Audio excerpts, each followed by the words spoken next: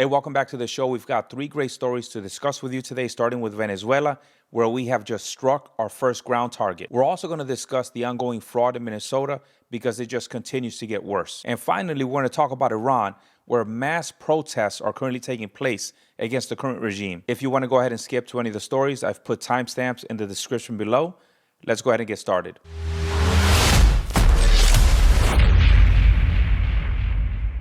So let's go ahead and start with Venezuela. I told you guys that it was only a matter of time until the Trump administration started ground strikes.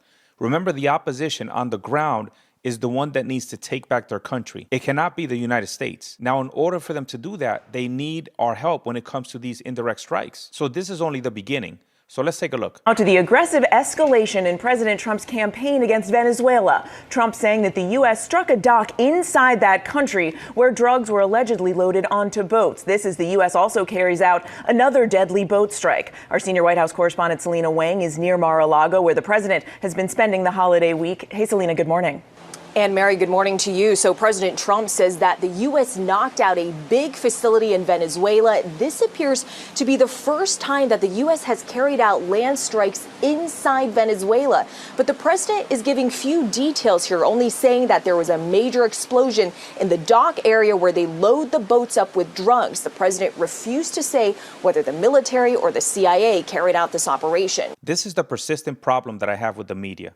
Why do they feel entitled to the intelligence? Who cares who carried out the strikes? And if the CIA carried out the strikes, do you really think you want Maduro to know that? The most important part here is the fact that we struck in Venezuela. Now, here's a little more on the facility that was struck. Yeah, and it is a major escalation. You know, President Trump has been threatening for weeks now to begin action on land in Venezuela. Now that we're learning that that has actually begun, it does seem to signal a much more aggressive phase in this pressure campaign on the leader there, Nicolas Maduro. Now, what sources tell us is that this CIA drone strike took out a facility on a dock on the coast of Venezuela where the U.S. government believes the gang trender Aragua was loading up ships with drugs for onward shipping. Now, there was no one in the facility at the time, so there were no casualties. Now, let's go ahead and separate fact from fiction here.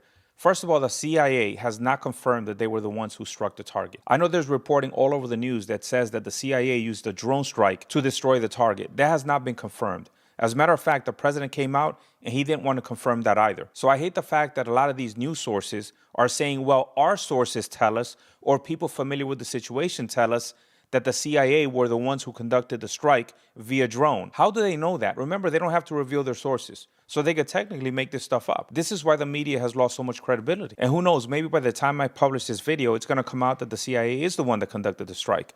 Now, did they have a hand in the strike taking place? Of course they did. Remember, they're the ones on the ground coordinating all of this. But let's listen President Trump talk about the strikes. President Trump saying the U.S. hit a dock in Venezuela, but not saying exactly who carried out the attack. Did the military do that? Can you share what he does about Well, it doesn't matter, but there was a major explosion in the dock area where they load the boats up with drugs. They load the boats up with drugs, so we hit all the boats, and now we hit the area. The president was asked if the facility was taken out by the military or a separate entity like the CIA. I know exactly who it was, but I don't want to say who it was. But, you know, it was along the shore. And of course, this is only the beginning unless Maduro just cedes power, which is what I hope he does. You know, somebody asked me, why don't we just take out Maduro? We know exactly where he is, right? And the answer to that is yes, we do know exactly where he is. But the issue is that we want a peaceful transition of power. We want the opposition leader, Maria Corina Machado, to be able to execute her 100-day plan. And if we take Maduro out, it just makes everything a lot more complicated. But I've got to give Maduro credit. He is there a lot longer than I thought he'd be. But remember, he also has a lot of people around him telling him to stay in power. The Cubans, Iran, China, Russia, everybody's pushing him to stay in power. They move out freely in Venezuela. They do whatever the hell they want there. So it's not in their best interest for Maduro to just cede power. But Maduro continues to say that his military is invincible. Take a look. Our homeland was founded as a bastion of anti-imperialism and anti-colonialism. We didn't ask anyone for permission to be the people that we once were, and we will never ever ask anyone for their permission to do what we know we absolutely must do. Our military is of the very highest strategic level because our soldiers possess a truly glorious history as emancipators, as humanists, as truly invincible warriors. You know, this is all just rhetoric. Maduro knows that once we start hitting those big military targets, if it comes to that, his military is going to fold. And we know that. But I don't want anybody to be fooled by Maduro's facade. Maduro is a savage. He is a butcher responsible for killing thousands of people and jailing just the same number of political opponents. But let's get back to the part where he says that his military is invincible. Now I'm going to show you some military drills from the Venezuelan military. And try not to laugh here. And what they're simulating here is American military assets or aviation assets coming in and then them shooting them down, which is never going to happen. But take a look. Mira, estamos en una terraza en Caracas. Sí. ¡Vector destruido! Y es como si estuvieran entrenando. Son las invasiones inglesas más o menos, pero la versión un poco más moderna. Parece la película. Vos sabés que esto es muy interesante todo desde el comienzo, si lo podemos ver de vuelta, porque primero. I mean, is that even a real surface-to-air missile? What is that? That looks like something out of Toy Story. Now let me show you what a real surface-to-air drill looks like. Coming across now. Here's your BCU. It's right there in the center. You see it?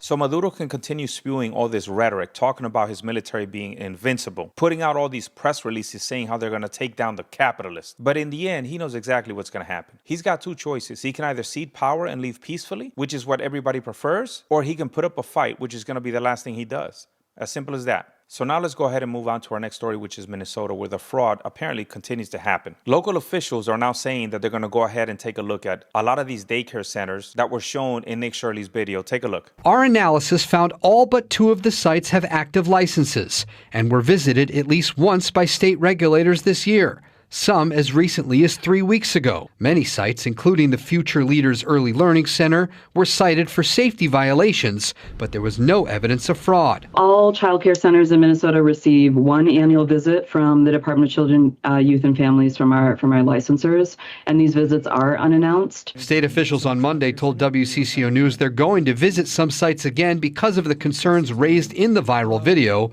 but there's been no reason to hold up payments or Medicaid reimbursements. I think we have questions around when were these visits, when were the videos taken? For instance, were they during times that the center was scheduled to be open? Was it during the weekend? I think there's some clarity and questions that we'd like a little bit of additional information on. Now look, she does pose a great question, right? What if some of these daycares were outside of working hours? And one of them was. At least they say they were. Take a look. One childcare business that's now under the microscope is Quality Learning Center in Minneapolis, which misspelled learning on its sign. They say they're fixing the spelling. A lot of the journalism that's been going on the last couple of days has been really dishonest. I don't want to point fingers at anybody, but I do feel like what was done was someone came to our building outside of operating hours. When there's a specific sign on our door that says our days and our hours. He came outside of those hours and then claimed, hey, they're closed and they're still making money. They're using taxpayer money to work. And it's like, you don't come outside of operational hours and then say they're using taxpayer money. That was completely false. So let's go ahead and give the Learning Center, which is supposed to be Learning Center, the benefit of the doubt. Let's say that they were closed. How about all the other daycares that Nick Shirley went to? They were obviously in operating hours, right? Because they were all full of people. I just don't understand. If there's nothing to hide, talk to Nick Shirley. Invite him back. Say, take a look at our daycare. Hey, stay here for the whole day so that you can see our operations. I just don't understand why people are pushing back instead of inviting transparency. If your daycare is not defrauding Minnesotans, then let people see that. I just don't get it. Now to the part that she said where daycares are inspected. If there is a multi-billion-dollar fraud scheme going on, do you think that they're going to be tipped off? Probably. What if the people that are in charge of doing the inspections are getting paid as well? I mean, if you're talking about billions of dollars, there's plenty to go around, right? But the story has now become so big that they have no option but to take action. Take a look. Moments ago, the Minnesota Department of Child Care, Youth and Families reacting to the video saying, quote, fraud has no place in Minnesota's public programs. The department confirms every site that was visited in Shirley's video has been visited by officials in the past 6 months. And staff are visiting facilities again today to address growing concerns over potential fraud. All of this as federal agents launch their own investigations, with the DHS saying that ICE agents are on the ground today as well in the Twin Cities. The FBI and Small Business Administration also looking into those fraud claims. Now, look, I've received hundreds of comments from you guys telling me about your frustration, how you can't believe how this thing is even possible. And I think the reason it's possible is because not everybody feels the way that we do about the fraud that took place. Take a look. But what I can tell you is now that it's sparked outrage, it sparked a lot of debate, and it sparked some of the things that's confusing to me. When you're allowing social media to dictate policy, to me, that's the concern that I have. When you have the Vice President of the United States retweeting and now quoting things that happened in this video as a reason, and individuals now saying that, yes, the increased push in this area is because of this video, that's not what you want to have. What you typically want to have is research. You want to have, someone in that area saying, you know what, we've recognized this is occurring. We've found that this fraud is, and now we're going to do an investigation. This right here seems to me like a witch hunt. And now if you're looking for something to try to smoke folks out, you'll find whatever you want. But to me, it's problematic and concerning at its best. So this is a witch hunt, really? If you're looking for something to smoke people out, you're going to find it? You mean like fraud? There have been a ton of reports, local reports on this in the past, and nothing happened. And the reason mainstream media didn't pick this up, CNN, Fox, MS Now, is because they're too busy praising Trump or chastising him. They are doing it so much that they forgot about reporting the news. I had a conversation with somebody that posted a comment on one of my videos, and the conversation was about CNN.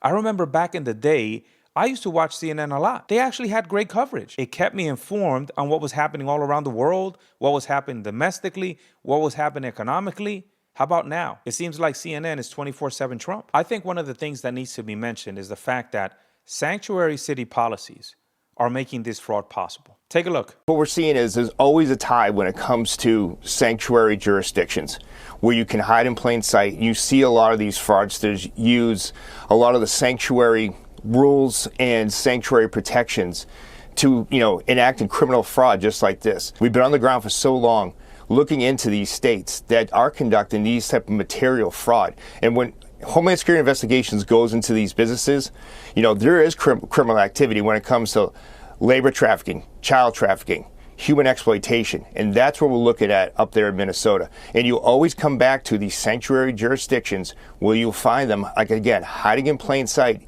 and using those sanctuary protections to employ, not only illegal aliens, but conduct criminal fraud just like you're seeing right now. Now, if you thought that the fraud in Minnesota was bad, wait until you hear some of the news that's coming out about California. In Minnesota, we're talking about a potential $9 billion, maybe more. In California, they're starting at $55 billion and going into the 70s. But it doesn't matter if the fraud happens. You're always going to have somebody in the news that's going to look for some type of justification.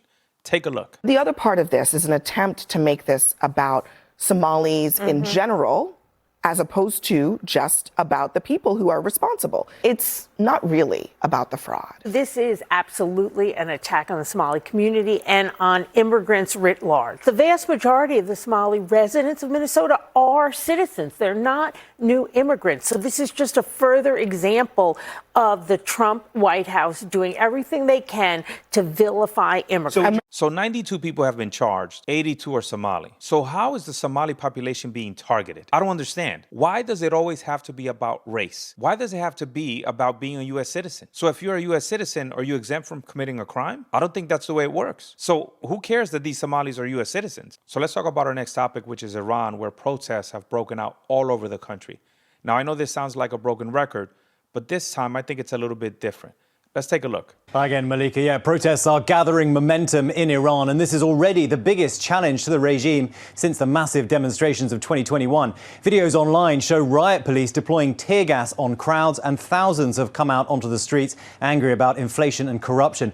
Protesters can be heard chanting, "Don't be afraid, we are all together." But others chant death to the dictator, and the concern for the government will be that this anger at the economic situation morphs into a broader anti-regime movement. Iran's currency has collapsed to a record low, pushing an already heavily sanctioned economy deeper into turmoil. The protests have spread to multiple cities, and the unrest has already caused the head of the central bank to resign. The president, Masoud Pezeshkian, has taken the unusual step of acknowledging the concerns of protesters, but that isn't doing much to appease those on the street. Much of Iran's economic troubles stem from the nuclear-related sanctions reimposed by the United Nations, which froze Iranian assets abroad and limited oil trade. This is, of course, after the US struck 3 Iranian nuclear sites over the summer. And yesterday, President Trump said the US would knock the hell out of Iran if they build more weapons. So let me give you 3 reasons why I think that these protests that are currently taking place in Iran are different than every other time before them. The first one is that they target the system, not just the leaders. Unlike earlier protests that focus on fuel prices, sanctions, or elections,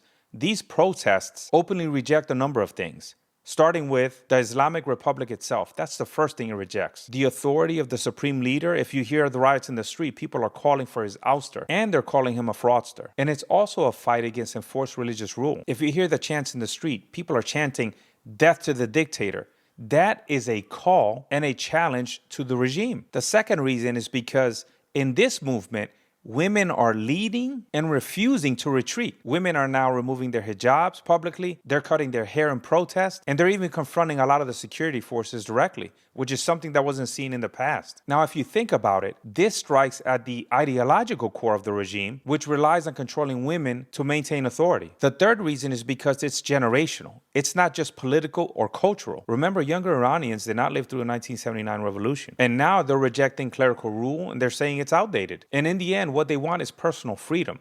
Not reforming the system. They just want to be free. They want freedom of expression. They want to just be able to be themselves. And unfortunately, in Iran, you can't just do that. Now, because of those 3 reasons, that makes the unrest a lot harder to suppress, especially in the long term, because it's rooted in identity and culture. So I applaud the Iranian people for sticking up for what they believe in. I always knew that the change was going to be generational. The archaic way of operating in Iran does not work anymore. All right, those are the stories for today.